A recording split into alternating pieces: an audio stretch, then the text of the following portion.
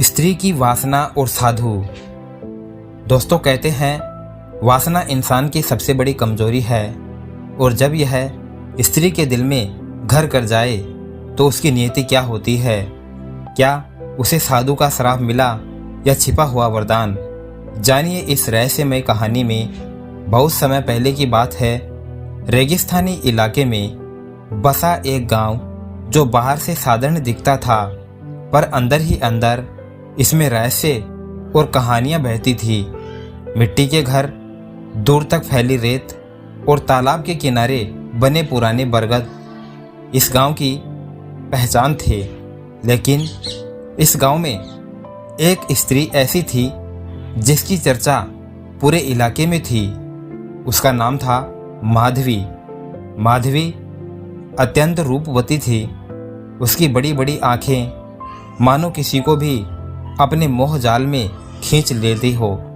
उसके होठ लाल गुलाब की तरह थे और उसका गहनों से सजा हुआ शरीर हर किसी की नजरें रोक लेता।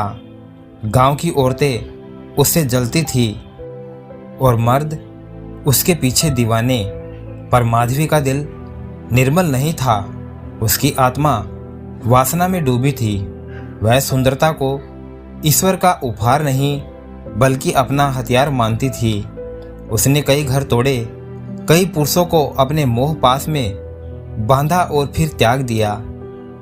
उसके लिए वासना केवल सुख नहीं बल्कि शक्ति थी, दूसरों पर राज करने की। लोग कहते थे माधवी से बचकर रहना। उसके रूप में आग है और उस आग में जो गया वह भस्म हो गया। एक दिन गांव में खबर फैली, पास के जंगल से एक साधु आया है।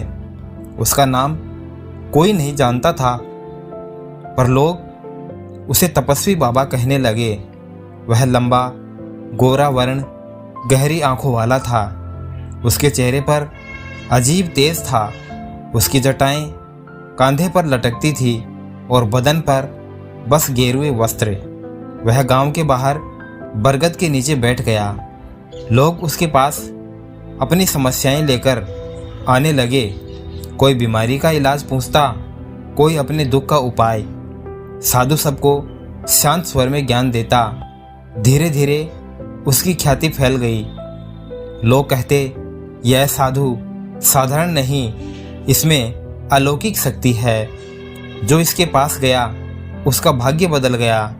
जब माधवी ने साधु के बारे में सुना तो पहले वो हंसी और ये सब साधु लोग दिखावा करते हैं, भीतर से सब माया में फंसे रहते हैं। मैं चाहूँ तो इन्हें भी अपने पैरों में गिरा सकती हूँ। माधवी ने ऐसा कहा, लेकिन भीतर ही भीतर उसका अहंकार उभर आया। वह सोचने लगी, अगर यह साधु वास्तव में इतना शक्तिशाली है तो मुझे ही क्यों नहीं अपनी शक्ति से जीतता। क्यों सब इसे पूछते हैं, क्या मेरा रूप इसके तप से बड़ा नहीं। वासना और अहंकार ने उसके मन में खेल खेला। अब उसने निश्चय किया कि वह साधु की परीक्षा लेगी।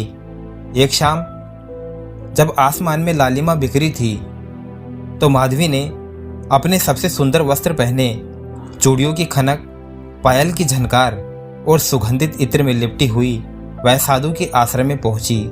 साधु ध्यान मग्न था। उसे आंखें बंद कर रखी थी। माधवी उसके सामने खड़ी हुई और मुस्कुराकर बोली, बाबा, क्या आप मेरी समस्या हल करेंगे। साधु ने धीरे से आंख खोली। उसकी दृष्टि इतनी गहरी थी कि माधवी एक पल को कांप उठी, पर उसने अपने भाव छिपा लिए। साधु ने शांत स्वर में माधवी से कहा, कहो बेटी।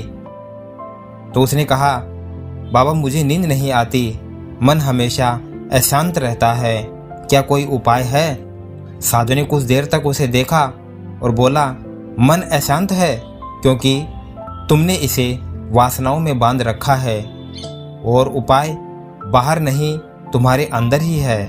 माधवी ठिठक गई। उसे लगा कि जैसे साधु ने उसके दिल की चोरी पकड़ ली हो। अगले कुछ दिनों तक माधवी रोज साधु के पास जाने लगी। कभी वह मीठी बातें करती, कभी आंसू बहाकर अपना दुख सुनाती। धीरे धीरे उसने अपना जाल बुनना शुरू किया। वह साधु के सामने बैठकर अपनी चुनर सरकाती, अपनी आंखों से मोहक इशारे करती। गांव वाले समझ नहीं पा रहे थे कि यह स्त्री अचानक साधु के पास क्यों रहने लगी। हालांकि साधु शांत था, वह बस सुनता और कभी कभी एक ही वाक्य कह देता, अपने भीतर झांको, तुम्हें उत्तर मिल जाएगा। माधवी और भड़क गई। उसने सोचा, क्या यह सचमुच साधु है या बस दिखावा करता है? क्यों यह मेरे रूप में डगमगाता नहीं? मैं इसे झुकाकर ही मानूंगी। एक रात माधवी ने साधु को अंतिम बार परखने का निश्चय किया। वह आधी रात को जब पूरा गांव सो रहा था तो साधु के आश्रम पहुंची। चांदनी में उसका रूप और भी चमक रहा था। उसने धीरे से कहा, बाबा, आज मैं अकेली हूँ, डर रही हूँ, क्या मैं यहीं आपके पास बैठ सकती हूँ? साधु ध्यान में था।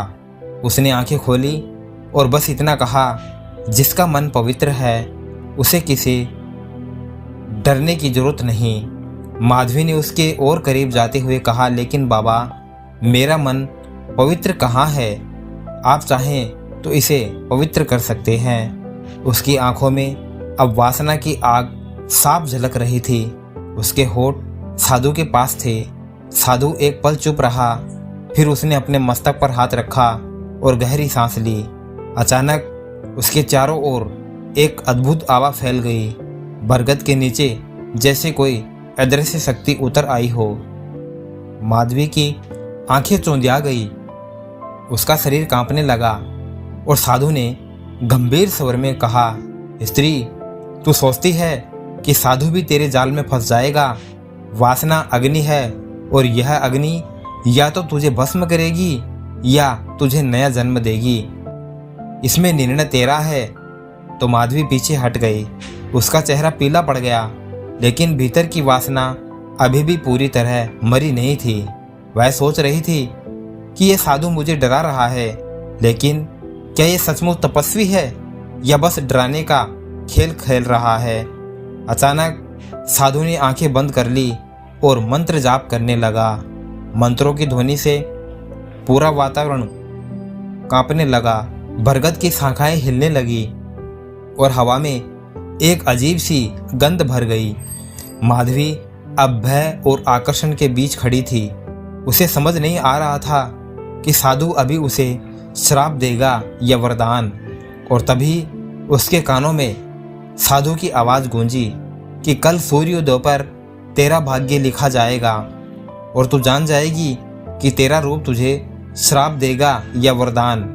और माधवी यह सुनकर स्तब्ध रह गई। उसका दिल जोर जोर से धड़कने लगा। वह समझ नहीं पा रही थी कि अगले दिन उसके साथ क्या होगा। तो दोस्तों, अब माधवी की वासना और साधु की तपस्या का टकराव अब अपने चरम पर है, लेकिन असली रहस्य सूर्योदय पर खुलेगा। क्या होगा उसके भाग्य का फैसला, यह आप जानेंगे कहानी के अगले भाग में। तो चैनल को सब्सक्राइब करें और जानें इस कहानी का छुपा रहस्य। तो मिलते हैं अगले वीडियो में। धन्यवाद।